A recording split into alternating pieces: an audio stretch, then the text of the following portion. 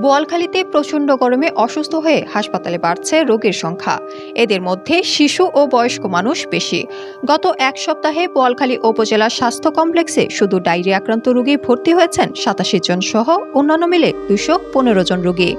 এছাড়া বহির্বিভাগে প্রতিদিন গড়ে প্রাথমিক চিকিৎসা নিয়ে যাচ্ছে ২০ থেকে ২২ জন ডায়রিয়া আক্রান্ত রোগী। ডায়রিয়া ছাড়াও গরমে পেটের পীড়া, ঠান্ডা, জ্বর, কাশি, নিউমোনিয়া, শ্বাসকষ্ট, পানিশূন্যতা, হিটস্ট্রোকে আক্রান্ত হচ্ছেন লোকজন। সোমবার দুপুরে উপজেলা স্বাস্থ্য কমপ্লেক্সে গিয়ে জানা যায়, গত ১৫ এপ্রিল থেকে ২১ এপ্রিল পর্যন্ত এক সপ্তাহে ডায়রিয়ায় আক্রান্ত হয়ে শিশুসহ ভর্তি হয়েছেন ৮৭ জন।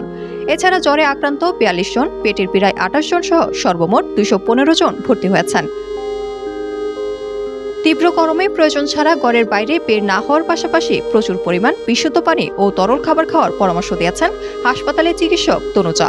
উপসহকারী community medical officer Sanjay Sen বলেন, হাসপাতালের বহির্বিভাগে প্রতিদিন গড়ে প্রাথমিক চিকিৎসা নিচ্ছে ২০ থেকে ২২ জন ডায়রিয়া আক্রান্ত রোগী।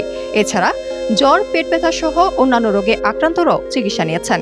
এদিকে কানুনগোপাড়া গ্রামে দেবাশিস চক্রবর্তী বলেন, রবিবার রাত থেকে হঠাৎ ডায়রিয়া শুরু হয় তার ১৬ বছর বয়সের মেয়ে অর্থি চক্রবর্তীর। পরে সোমবার সকাল ১১টার দিকে উপজেলা স্বাস্থ্য কমপ্লেক্সে ভর্তি করেন। এ সময় তার মেয়ে সন্তানকে শুধু স্যালাইন দেওয়া হয়েছে। ডাক্তার প্রতীক সেন বলেন, অন্য সময়ের চেয়ে গরমে বাড়তি পরিষ্কার পরিচ্ছন্ন থাকতে হবে, বেশি বেশি তরল খাবার দিতে হবে, এছাড়া খাবার স্যালাইন খাওয়াতে হবে।